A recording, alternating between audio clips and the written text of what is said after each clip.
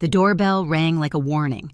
When I opened the door, my sister Emily stood there with 4 kids clinging to her legs, Ethan, Olivia, Sophia, and baby Liam. Her mascara was smudged, her car engine still running at the curb. "Just 1 hour, Laura," she said, shoving a diaper bag into my arms. "I need to clear my head." Before I could speak, she was gone, taillights shrinking into the street. An hour passed, then 2, then 10. The note in the diaper bag read only, "I'll be back soon.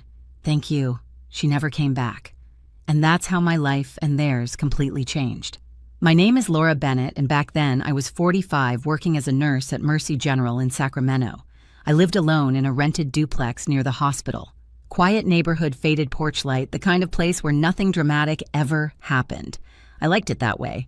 I worked, paid my bills, slept through the noise of the city, and told myself I was content. Emily, my younger sister, was the opposite of quiet. She'd always chased something faster. Married young, had 4 kids by 30, divorced by 31.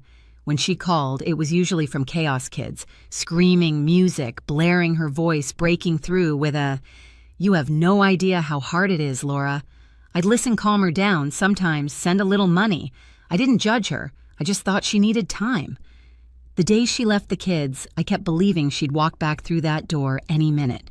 I made mac and cheese, kept her phone number pinned to the fridge, and checked my messages every hour. When the phone was finally disconnected, the silence hit me like a second betrayal. The first week, I barely slept. Ethan, 8, tried to act grown, reading bedtime stories to his sisters. Olivia, 6, asked every night, "Mom's still shopping," right? Sophia, 4, would hide under my table when the doorbell rang. And little Liam cried until he hiccuped himself to sleep in my arms. I called our parents. They hadn't heard from Emily either. My mother whispered, "She'll come back," but her voice didn't sound convinced. After 2 weeks, I knew the truth. No one wanted to say out loud she'd left for good. Bills stacked up. Formula, school supplies, babysitters. My paycheck barely covered rent. I picked up night shifts, 12 hours on my feet, coming home to sleepy hugs and cold coffee. The neighbors thought I'd lost my mind taking in 4 kids that weren't mine. Maybe I had. But every time one of them laughed, something in me healed a little. There was no dramatic decision, just small ones, signing Ethan and Olivia up for school, filling Sophia's ballet form, teaching Liam to tie his shoes. Somewhere between the late-night feedings and the report charts at work, I stopped being Aunt Laura. I was just Mom, even if I never said it out loud. Still, I kept Emily's note tucked inside the diaper bag, those 4 careless words, "I'll be back soon." Sometimes on the hardest nights, I'd read them again and whisper, "You already came back, Em, just not the way you think." 10 years can pass quietly when you're too busy surviving to count them. By the time I turned 55, the house no longer smelled like disinfectant and takeout. It smelled like life-wet soccer cleats, cheap perfume, burnt toast. My 4 kids, because that's what they'd become, had their own corners of the world now. Ethan was applying to colleges, Olivia sang at school, concerts, Sophia danced in every recital she could afford, and Liam spent weekends covered in grass stains from football practice. I worked days instead of nights. We had routines, inside jokes, 1,000 tiny rituals that stitched us together. On Sundays, we'd pile on the couch, half asleep, watching old movies with popcorn in a mixing bowl. No one said it out loud, but this was a family, ours. I didn't talk about Emily anymore. The kids had stopped asking around year 3. For them, the silence had become normal. For me, it was the only way to keep the peace inside my own head. Sometimes I'd find that old note in a drawer, those 4 words, "I'll be back soon." I think you already missed everything worth coming back to. Still, a part of me stayed cautious. I kept every school certificate, every doctor's record, every bill with my name on it, proof that I had raised them, that I had built something real. I told myself it was for practical reasons, but deep down I knew it was fear. Fear that one day she'd return and try to take it all. One late afternoon, the house was golden with summer light. Olivia's voice drifted from her room. Sophia's ballet shoes tapped faintly on the floor. Liam's laughter rolled from the backyard. I was folding laundry when the doorbell rang, the same sharp 2-note sound that had changed my life a decade earlier. For a second, my body froze. My mind went blank. Then the sound came again, insistent, familiar. I walked to the door, my heart hammering, like it was trying to warn me. When I opened it, time folded in on itself. Emily stood there. Not the exhausted, messy version I remembered, but polished hair, sleek makeup, perfect. Next to her, a man in a tailored suit held a briefcase. "Hello, Laura," she said, smiling like we were strangers meeting for the first time. "This is my lawyer. We need to talk about my children." My hands went cold. Behind me, I could hear the TV shut off footsteps gathering in the hallway. 10 years of peace collapsed in a single breath. The man beside Emily stepped forward, voice smooth and rehearsed. "Michael Johnson," he said, handing me a thick envelope. "Ms. Turner is filing for custody of her children." Custody. The word hit harder than any slap. I stared at him, then at Emily. She crossed her arms, eyes cool, lips painted in some expensive shade of red. "You've been unlawfully keeping them from me for 10 years, she said. "I'm their mother, Laura. You had no right." Behind me, Ethan appeared at the top of the stairs, his voice sharp. "Mom, what's going on?" Emily flinched at the word mom. "See, you even let them call you that." Olivia's voice trembled. "Why are you here? I'm taking you home," Emily said, forcing a smile that didn't reach her eyes. Sophia began to cry. Liam grabbed my hand, whispering, "I don't want to go." I wanted to scream to throw her out to tell her what those kids went through while she was off rebuilding her life, but my voice refused to come out. Instead, I just stood there holding Liam's hand so tightly my knuckles went white. Michael slid a business card onto the table. "The hearing is in 3 weeks. I suggest you get representation." Then they turned and walked out like it was already settled. When the door closed, the silence was suffocating. The kids gathered around me, questions flooding in. Can she do that? Do we have to go? Are we in trouble? I couldn't answer a single one. That night, after everyone had gone to bed, I sat alone in the kitchen. The house that had always felt safe now felt like a ticking clock. On the counter lay the court papers, words blurred through my tears, custody, hearing, defendant. I opened the drawer where I kept things I couldn't throw away, old report cards, drawings, and at the bottom the note from that day, "I'll be back soon." 10 years ago I thought it was meaningless. Now it was proof she'd walked away by choice. My mind started piecing everything together like a nurse rebuilding a broken patient. I'd need evidence, witnesses, anything that could tell the truth louder than her lies. One name rose above the noise: Jason Turner, her ex-husband. He'd gone to prison years ago, but I remembered hearing he was out. Maybe he knew where she'd been all this time. I scrolled through my contacts until I found his number, fingers shaking as I hit call. Jason. "It's Laura," I said when he answered. "Emily's back. She's trying to take the kids." He went quiet for a long moment, then sighed. "I'm not surprised. She's after something. You should come by tomorrow. There's something you need to see." Something in his tone told me this wasn't just about family anymore. It was about truth and maybe, finally, justice. The next afternoon, I drove to Jason's apartment on the edge of town, a rundown complex that smelled of oil and cigarettes. Jason opened the door, looking older, calmer, maybe even regretful. "Come in," he said, moving aside. His living room was sparse, a couch, a TV, a photo of the kids from years ago. He didn't waste time. "I heard what she's doing," he said. "I figured she would, once she found out your parents left you that house." "So this is about money," I murmured. "It always was." He unlocked his phone, scrolled for a moment, then handed it to me. A friend of mine recorded this years ago. He didn't even know who she was until I told him later. The video began in a noisy bar. Emily was laughing, hair blonde, from a bottle, holding a drink like a trophy. 4 kids was just too much, she said. I needed to start over. Let Laura deal with them. Her friends laughed. Someone off camera said something about guilt, and Emily smirked.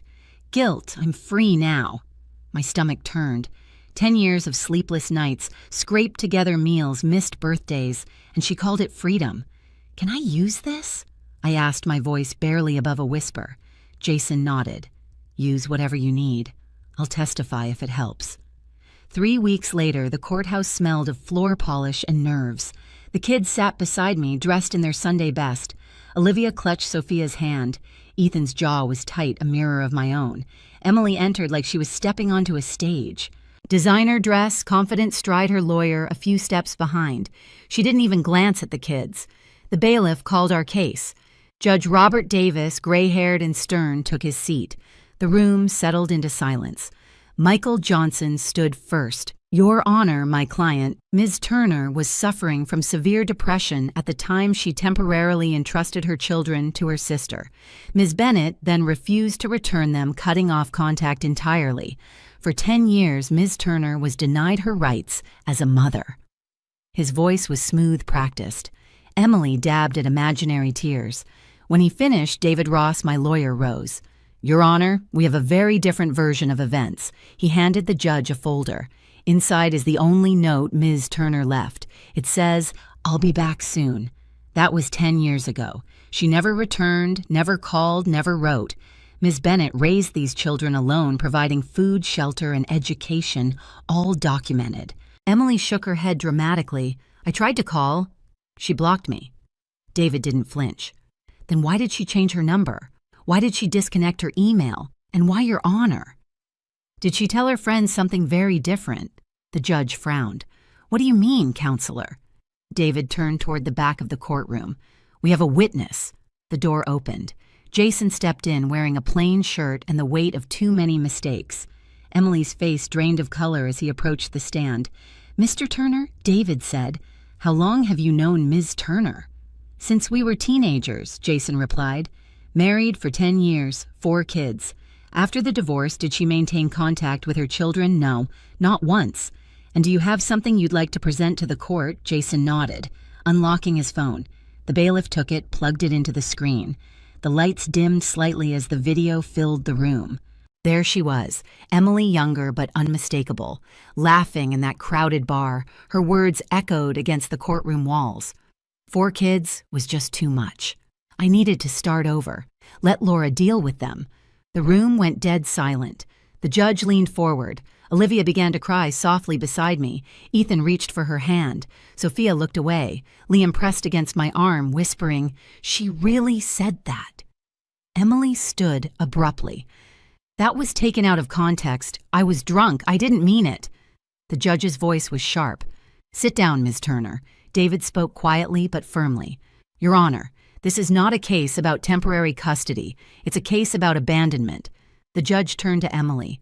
Where have you been living, Ms. Turner? In San Francisco, she said faintly. And how do you support yourself? I have friends, she stammered. Do you own a home? No. Do you have employment? Her lawyer tried to interrupt, but the judge raised a hand. No further questions. He turned toward me. Ms. Bennett, these children appear to be thriving under your care. Would you like to say anything before I make my ruling? I stood, legs trembling. Your Honor, I never asked to be their mother. I just couldn't let them be abandoned. I worked nights. I missed sleep meals, birthdays. I did it because someone had to. I did it because I love them. Ethan suddenly stood too. She's our mom, he said. She's the only one who ever showed up. The judge studied us for a long moment, then nodded. I've heard enough. He looked directly at Emily. Your claim that you were denied access to your children is unsupported by any evidence. The video confirms your intent to abandon them. Full custody is granted to Ms. Bennett. Ms. Turner, you are prohibited from contacting these children without court approval for 7 years. Emily's mouth opened, but no sound came. Her lawyer whispered something, but she just stared ahead, white as paper.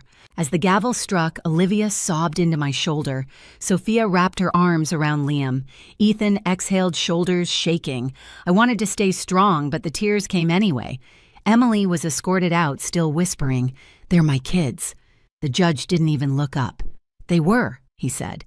You gave them up when you walked away. When it was over, I walked out into the sunlight, the kids surrounding me like a shield. The courthouse doors closed behind us, and for the first time in a decade, I felt the weight lift. Justice didn't roar. It whispered. It came through quiet truths and the kind of love that never needed an apology. The weeks after the trial felt strangely calm, like the air after a storm. Emily disappeared from the city. Her lawyer sent one last notice about appeal options, but nothing ever came of it. Word spread that she'd moved to Modesto, renting a small apartment working at a grocery store. For the first time, I didn't feel angry, just empty.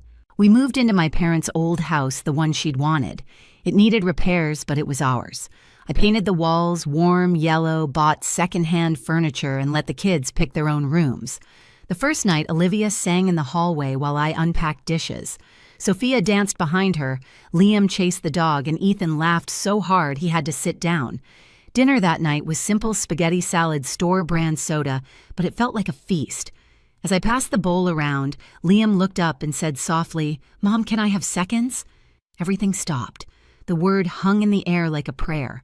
I nodded, blinking fast. "Yeah, baby, you can." He grinned, piling noodles high. The others smiled too, pretending not to notice the tears in my eyes. For years, I'd fought to give them a life that felt normal. Now, for the first time, it truly was. Outside, crickets hummed. Inside, laughter filled every corner of that little house. It didn't feel borrowed anymore. It felt like home.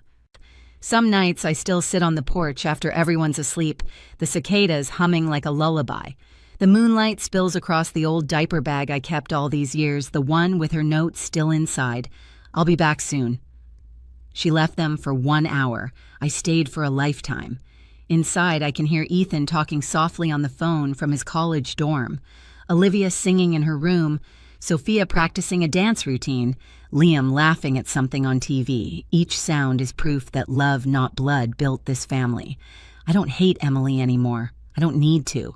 The truth already did what hate never could. It set us free. I close my eyes, whisper to the night. We made it. Have you ever been forced to become the parent someone else refused to be? Share your story below. And don't forget to subscribe for more real stories like this one.